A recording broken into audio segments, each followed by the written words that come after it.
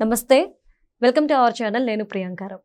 రీసెంట్గా నరేంద్ర మోడీ గారు వచ్చి హైదరాబాద్ ఆయన చెప్పింది ఏంటి, మధ్యతరగతి కుటుంబం అందరూ కూడాను ఖర్చులు తగ్గించుకోండి, ఏవైతే పబ్లిక్ ట్రాన్స్పోర్ట్ ఉందో దాన్ని ఎక్కువగా యూటిలైజ్ చేసుకోండి, నెక్స్ట్ గోల్డ్ కొనొద్దు 1 year వరకు, పెట్రోల్ డీజిల్ ఛార్జెస్ పెరుగుతాయి యుద్ధ వాతావరణంలో, కాబట్టి మీరందరూ కూడా దీనికి సిద్ధంగా ఉండండి అంటే ఒక యుద్ధానికి సిద్ధం చేసినట్టు మోడీ గారు కూడా అందరినీ సిద్ధం చేసే ప్రక్రియ చేపట్టారు. బట్ ఈ సిద్ధం వెనుక కొంతమంది నెగిటివ్గా మాట్లాడుతున్న వాళ్ళు కూడా ఉన్నారు. అంటే అమెరికా మీద యుద్ధం ప్రకటించడం కోసం భారతీయులు ఎందుకు ఇబ్బంది పెడుతున్నారు అని, ఈ తెలివి ముందేమైంది మీకు, ముందెందుకు డెసిషన్ తీసుకోలేదు అని, మీరు ఇలా తీసుకుంటే రూపాయి వాల్యూ పెరిగిపోతుందా, ఆల్రెడీ పతనం అవుతున్నప్పుడు ఏం చేశారు, అయిపోయాక డెసిషన్ తీసుకోవడానికి అని, ఇలా చాలా మంది చాలా కామెంట్స్ చేస్తున్నారు. సో వీటన్నిటి మీద కూడా డిస్కస్ చేద్దాం. మోడీ గారు ఆలోచన ఏంటి, ఎందుకు ఈ వర్డ్స్ యూజ్ చేశారు అనేది. మరి దీని గురించి మనతో మాట్లాడడానికి తెలంగాణ బీజేపీ రాష్ట్ర నాయకులు అమర్నాథ్ గారు ఉన్నారు, ఆయనతో మాట్లాడదాం. నమస్కారం సార్. నమస్తే. అంటే మోడీ గారు ఎప్పుడైతే చెప్పెళ్ళారో గోల్డ్ వాల్యూ పెరిగిపోయింది, ఆ తర్వాత పెట్రోల్ డీజిల్ గ్యాస్ ఇలాంటి వాటి మీద కూడా రేట్లు అనేవి పెరిగినాయి.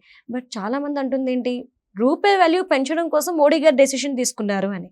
కానీ పతనం అవుతున్నప్పుడు ఏం చేశారు, పూర్తిగా పతనం అయిపోయిన తర్వాత మీరు ఈ డెసిషన్ తీసుకున్నారని క్వశ్చన్ చేస్తున్న వాళ్ళు ఉన్నారు.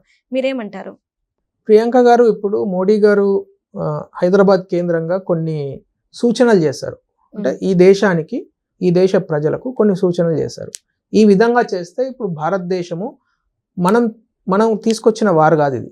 ఈ యుద్ధం అనేది, ఈ అనిశ్చితి వాతావరణం అనేది ప్రపంచ రంగంలో అనేక వివిధ సందర్భాలలో వేరియస్ రీజన్స్ తోని జరుగుతున్నది వార్స్. అంటే అమెరికా ఇరాన్ పైన వారు చేస్తున్నది, ఇజ్రాయెల్ లెబనాన్ మీద వారు చేస్తున్నది, తర్వాత ఉక్రెయిన్ అండ్ రష్యా వారు నడుస్తున్నది గత 4-5 సంవత్సరాలుగా. సో ఇవన్నీ జరుగుతున్న ఈ సందర్భంలో మన దేశ ప్రజలు 143 కోట్ల మందిని జాగ్రత్తగా కాపాడుకోవాలి, కంటికి రెప్పగా కాపాడుకోవాలి. ఒక్క భారతీయుడు ఏదైనా సందర్భంలో చనిపోతే అది మనందరికీ కూడా ఇబ్బంది కలిగించే అంశం. సో మన భారతీయులు ఆల్రెడీ ఈ ఎక్కడైతే యుద్ధం జరుగుతున్నదో ఆ దేశాలలో, అంటే మిడిల్ ఈస్టర్న్ వెస్టర్న్ ఏషియన్ కంట్రీస్లో దాదాపు 97 లక్షల మంది ఉన్నారు. ఈ 97 లక్షల మందిని కాపాడుకోవాలి, right? At the same time భారతదేశంలో మన ఎనర్జీ సెక్యూరిటీ, మన ఫుడ్ సెక్యూరిటీ, మన ఆయిల్ సెక్యూరిటీ, మనం ఏదైతే అంటే నివసించడానికి, మన గ్రోత్కు, మన ప్రోగ్రెస్కు, అభివృద్ధి చెందిన దేశంగా వెళ్ళడానికి ఏవైతే మనం ఆల్రెడీ ఒక మార్గం వేసుకున్నామో ఆ మార్గంలో మనం ముందుకు వెళ్ళడానికి మనకు ఈ యుద్ధం వలన ఏదైనా ఇబ్బందులు జరిగే అవకాశం ఉంది. కాబట్టి definitely we should be cautious, జాగ్రత్తగా ఉండండి. ఇప్పుడు మనం ఇంట్లోంచి బయలుదేరేటప్పుడు చిన్నప్పుడు మన తల్లిదండ్రులు మనకు చెప్తారు, జాగ్రత్త ఉండమ్మా అని చెప్తారు. తప్పే ఉంది దానిలో? ఎవరికైనా చెప్తారు.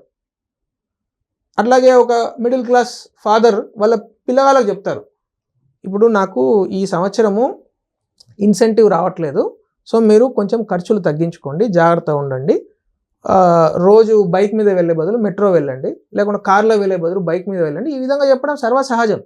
అదేవిధంగా ఈ దేశానికి ప్రధానమంత్రిగా, ఒక తండ్రిగా అందరికీ కొన్ని సూచనలు ఇచ్చాడు. దానిలో ఏమున్నాయండి, గోల్డ్ అత్యవసరం అయితేనే కొనండి, మామూలుగా ఓన్లీ ఇన్వెస్ట్మెంట్ పర్పస్లో కొనొద్దు. దీనివల్ల నష్టమా లాభమా? నేను ఒక చిన్న ఎగ్జాంపుల్ చెప్తాను. గోల్డ్ గత జస్ట్ 1.5 yearsలో డబుల్ కన్నా ఎక్కువ అయింది. గోల్డ్ అనేది సైక్లిక్గా వెళ్తుంది. నేను 2010 నుంచి ఇప్పటి వరకు గోల్డ్ను కంటిన్యూస్గా అబ్జర్వ్ చేస్తున్నాను. అది ఒక 4-5 ఏళ్ళు ఒక చిన్న బ్యాండ్, ఒక 4-5% బ్యాండ్లో ఉంటుంది, సడన్గా పెరుగుతుంది, మళ్ళీ 4-5 ఏళ్ళు అట్లా ఉంటుంది. గోల్డ్ స్టాండర్డ్, గోల్డ్ అయినా సిల్వర్ అయినా. గోల్డ్ ఆ విధంగా ఆల్రెడీ పెరిగింది కాబట్టి ఇప్పుడు దయచేసి కొనకండి. 2 లక్షల మీద కొన్నోడు ఇప్పుడు 1,50,000 అయింది. 50,000 నష్టపోయినట్ట లాభపడ్డట్ట? నష్టపోయినట్టే కదా. అంతే. ఇప్పుడు 1,50,000 మీద ఉంది. ఇప్పుడు కొంటే మీరు నెక్స్ట్ 5 ఏళ్ళు ఇదే రేటు పెద్ద మారదు, మీరు దయచేసి కొనకండి అని చెప్పి తప్పే ఉంది దానిలో. నెంబర్ 1. నెంబర్ 2, ఆయిల్ను ఎక్కువ వినియోగించొద్దు. అంటే ఆయిల్ అంటే డీజిల్ కానీ పెట్రోల్. ఎందుకంటే మన దేశంలో దాదాపు 90% ఆయిల్ మనం క్రూడ్ ఆయిల్ ఇంపోర్ట్ చేసుకుంటాం, మన దగ్గర లేదు. ఇంపోర్ట్ చేసుకోవడానికి డాలర్లలో వెచ్చించాలి. డాలర్లు అమితంగా లేవు మన దగ్గర ఒక $700 బిలియన్ రిజర్వ్స్లో ఉన్నాయి. కొంత రెగ్యులర్గా వస్తూ ఉంటే మనం ఎగుమతులు చేస్తే మనకు వస్తాయి, మనం దిగుమతులు చేసుకుంటే మనకు పోతాయి. దాన్ని మనం CAD అంటాం. అంటే ఇప్పుడు మనము కరెంట్ అకౌంట్ డెఫిసిట్ అంటాం. అది మన దగ్గర ఎక్కువ ఉంటాయి. అంటే మన ఎగుమతులకు దిగుమతులకు ఉన్న డిఫరెన్స్ను ఆర్థిక పరిభాషలో CAD అంటాం. Current account deficit. ఈ డిఫిసిట్ ఎక్కువ అయితే, ఒకప్పుడు మనం చదివాం 1991లో మనం గోల్డ్ తాకట్టు పెట్టి డాలర్లు కొనుక్కొచ్చుకున్నాం. ఎందుకు చేసాం అప్పుడు? ఈ కరెంట్ అకౌంట్ డిఫిసిట్ అనేది 8%, 9%కి వెళ్ళింది. ఇప్పుడు అది కేవలం 0.5% ఉంది భారతదేశంలో. అంటే మన ఎగుమతులు దిగుమతులు ఆల్మోస్ట్ ఈక్వల్గా ఉన్నాయి. మన దిగుమతులు $900 బిలియన్ ఉంటే మన ఎగుమతులు $860 బిలియన్ ఉన్నది. సో న్యాచురల్గా జరిగే ప్రక్రియలో అది వెళ్తుంది. సో ఇప్పుడు మన ఎగుమతులు ఏదైతే దేశాలకు వెళ్ళాలో అక్కడ యుద్ధాలు ఉన్నాయి కాబట్టి ఎగుమతులు ఎక్కువ వెళ్ళట్లేదు, దిగుమతులు ఎక్కువ అవుతున్నాయి. ఎందుకంటే మనం యూజ్ చేస్తున్నాం. అక్కడి నుంచి రావాల్సింది ఇంతకుముందు $60 $70 క్రూడ్ ఆయిల్ రావాల్సింది ఇప్పుడు $100 వస్తున్నది. రైట్? మనం కొనే దగ్గరనేమో రేటు పెరిగింది, మనం అమ్మే దగ్గరనేమో అమ్మే ఆపర్చునిటీ లేదు. ఇప్పుడు ఏం చేస్తారు? ఉన్న డబ్బును జాగ్రత్తగా చేసుకోవాలి. ఇంతకన్నా ఎక్కువ ఆర్థిక అంటే ఏమి చదువుకొని ఒక గృహాన్ని నడిపే ఒక హౌస్ వైఫ్ని అడిగినా కూడా ఇదే సూత్రం చెప్తుంది ఆవిడ. అంతే కదా? అంతకన్నా ఎక్కువ దీనిలో పెద్ద బ్రహ్మ పదార్థం ఏం లేదు కదా. అదే మోడీ గారు చెప్పారు. అంటే రూపాయి వాల్యూ పతనం అవుతుంది అని తెలిసినప్పుడు మోడీ గారు సైలెంట్ ఉన్నారు. పతనం అయ్యాక మాత్రం ఆయన ఇన్ని సలహాలు సూచనలు చేస్తున్నారు.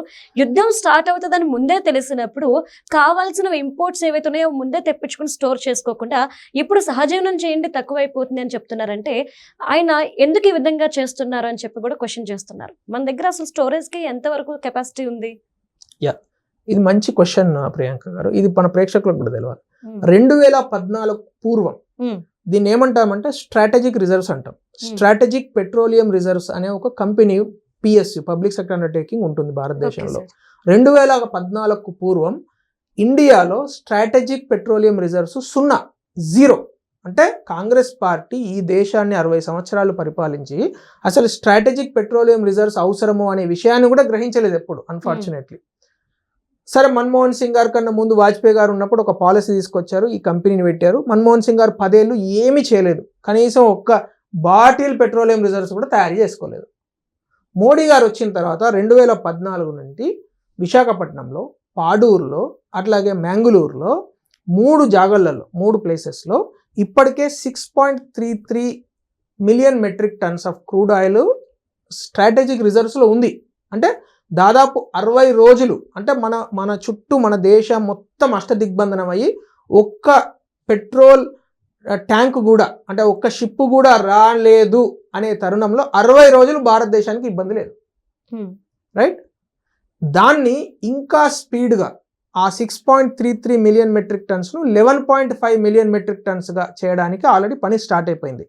2022 నుంచి స్టార్ట్ అయిపోయింది. ఇంకా very soon it will be completed. అంటే రేపు రాబోయే రోజులలో భారతదేశానికి 120 రోజుల వరకు అసలు ఒక్క షిప్ కూడా రాకున్నా కూడా 120 రోజులు భారతదేశంలో ఆయిల్ కానీ, డీజిల్ కానీ, పెట్రోల్ కానీ ఇబ్బంది ఉండదు. ఇది మోడీ గారి విజన్. రైట్? నీకు దమ్ముంటే 11 కాదు 12 చేసుకో అని చెప్పు, లేకుంటే 20 అని చేసుకో అని చెప్పు. అంతేగాని మీరు 60 సంవత్సరాలు దేశాన్ని పరిపాలించే అవకాశం వచ్చినప్పుడు ఒక యూనిట్ కూడా రిజర్వ్ చేసుకోకుండా మోడీ గారు ప్రయత్నం చేస్తూ ఉంటే దానిలో కాలాల్లో కట్టలు పెడతా అంటే తప్పు కదండి. రెండో విషయం, ఇప్పుడు డాలర్ వాల్యూ పతనం అవుతుందని అంటున్నారు. డాలర్ వాల్యూ పతనం అవడం అనేది ఆర్థిక శక్తికి సంబంధమే లేదు. ఎందుకంటే నేను ఒక ఎగ్జాంపుల్ చెప్తా. చైనా అనే దేశము గత 20 సంవత్సరాలలో 14 సార్లు తన RMB అంటాం అక్కడ, రెన్మిన్బి, యువాన్, ఈ యువాన్ కరెన్సీని గత 14 సార్లు వాళ్ళు డీవాల్యూ చేసుకున్నారు. అంటే డాలర్తో కంపేర్ చేస్తే మేము తక్కువ ఉండాలనుకున్నారు. ఎందుకు తక్కువ ఉండాలనుకున్నారు? వాళ్ళు ఎగుమతుల దేశం. సో ఒక దేశము ఎగుమతుల దేశంగా మారినప్పుడు వాళ్ళు డాలర్తో కంపేర్ చేస్తే రూపాయి విలువ తగ్గాలనుకుంటారు. ఎందుకు? సపోజ్ $1 వస్తే 100 రూపాయలతో జీతం ఇవ్వచ్చు. ఎగుమతులు అంటే తక్కువ రూపాయలతోని ఎక్కువ డాలర్లు సంపాదించవద్దు ఎప్పుడు.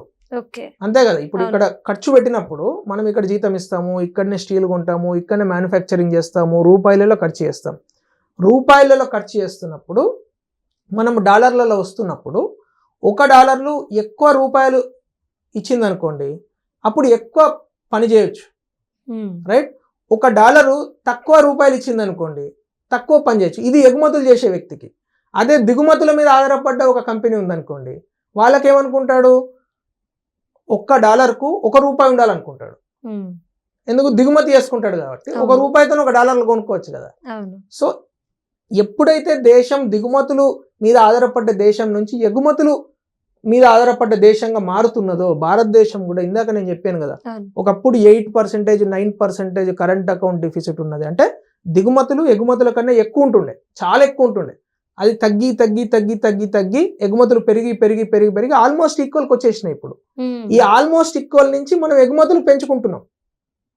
అంటే ఐటీ ఎక్స్పోర్ట్స్ కావచ్చు, మొబైల్ ఫోన్ ఎక్స్పోర్ట్స్ కావచ్చు, సెమీ కండక్టర్ ఎక్స్పోర్ట్స్ కావచ్చు, తర్వాత వారి స్కిల్ ఎక్స్పోర్ట్స్ కావచ్చు, లేకుండా ఫుడ్, అగ్రికల్చర్. మన రైతులు దాదాపు $50 బిలియన్ ప్రొడ్యూస్ లాస్ట్ ఇయర్ దాదాపు 4,50,000 కోట్ల రూపాయల విలువైన అగ్రికల్చర్ మన రైతులు ఎక్స్పోర్ట్స్ చేశారు. అదంతా రైతులకు ఉపయోగపడ్డది కదా.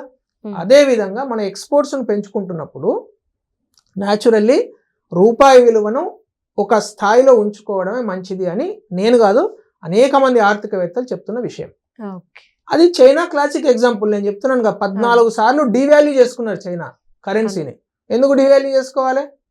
మరి చైనా మనకన్నా ఆర్థిక శక్తి పెద్దది కదా, పెద్దది. మరి వాల్యూ పెంచుకోవాలి కదా వాళ్ళు. ఇప్పుడు మీరు ఒక చైనీస్కు ఫోన్ చేసి అడిగారు అనుకోండి, మీ సపోజ్ $= 1 yuan అయింది అనుకోండి, విల్ యూ బీ హ్యాపీ అని అడిగారు అనుకోండి, హీ విల్ బి షేక్డ్, భయపడతాడు. ఊరి అట్లెట్లయితుందని. $1కు 10 yuanలు కావాలంటాడు, 20 yuanలు కావాలంటాడు, ఇంకా తగ్గించుకోమంటాడు. ఎందుకు? అతను ఎక్కువ ఎక్స్పోర్ట్ మీద ఆధారపడ్డాడు కాబట్టి. ఓకే, అట్లా. సో ఇప్పుడు మీరు సపోజ్ యువాన్ కరెన్సీ అమెరికన్ డాలర్తో కంపేర్ చేస్తే ఆల్మోస్ట్ ఈక్వల్గా వస్తున్నది అనుకోండి. ఇప్పుడు లాస్ట్ 1 year నుంచి 7.8 yuans per $1 నుంచి అది 6.3కి వచ్చింది. ఇప్పుడు చైనా ఏం చేస్తున్నది, దాన్ని 6.3 నుంచి మళ్ళీ 7.5కు డివాల్యూ చేసుకుంటున్నది, ఇంకా తగ్గించుకుంటున్నది తన వాల్యూను. ఎందుకు? వాళ్ళ ఎక్స్పోర్ట్స్ మీద ఆధారపడ్డారు కాబట్టి. సో ఈ కాంటెక్స్ట్, ఈ ఆర్థికపరమైన అంశాలు మన ప్రేక్షకులకు, మన ఇండియన్ కామన్ పీపుల్ కూడా అర్థం చేయడానికి మనం ప్రయత్నం చేయాలి. అంతేగాని రేపు రాబోయే రోజులలో మనం ఎగుమతుల మీద ఆధారపడే దేశంగా మారుతున్నాం. అతి త్వరలో జరగబోతున్నది. ఈ రోజు నేను చెప్తున్నా 0.5% వచ్చింది కదా, ఇంకొక 2-3 ఏళ్లలో మనము కరెంట్ అకౌంట్ సర్ప్లస్లోకి వెళ్ళిపోతాం చైనా లాగా. Because we're talking China +1. We're going to be the next manufacturing destination for many companies. ఈరోజు తైవాన్తో మనం సెమీ కండక్టర్లో పోటీ పడుతున్నాం. ఈరోజు అమెరికాతో ఐటీ ఎక్స్పోర్ట్స్లో పోటీ పడుతున్నాం. ఈరోజు నార్మల్ ఎంఎస్ఎంఈస్ మన జీడిమెట్లలోనో, లేకుంటే మన పాషమైలారంలోనో, లేకుంటే పటాన్చెరులోనో ఉండే ఒక ఎంఎస్ఎంఈ ప్రపంచంలోని అతిపెద్ద కంపెనీలతో పోటీ పడుతున్నది. ఈరోజు చిన్న చిన్న పిల్లలు స్టార్ట్ చేసిన స్కై రూట్ అనే సంస్థ హైదరాబాద్లో 10,000 కోట్లకు వెళ్ళిపోయింది అది అంతరిక్ష విజ్ఞానంలో. సో ఇటువంటివన్నీ జరుగుతున్నప్పుడు దయచేసి మనం కూడా ఈ డాలరు, రూపీ దాని మీద ఎక్కువ వరీ కావాల్సిన పని లేదు. మన ఆర్థిక ప్రగతి, జీడిపి గ్రోత్ దీని మీద ఆధారపడి ఉంటుంది. పర్ క్యాపిటల్ ఇన్కమ్ గ్రోత్ మీద ఆధారపడి ఉంటుంది. మన ఇన్ఫ్లేషన్ మీద ఆధారపడి ఉంటుంది. ఇప్పుడు ఈరోజు గత 8-9 సంవత్సరాలుగా ఇన్ఫ్లేషన్ ఈజ్ అండర్ 5%.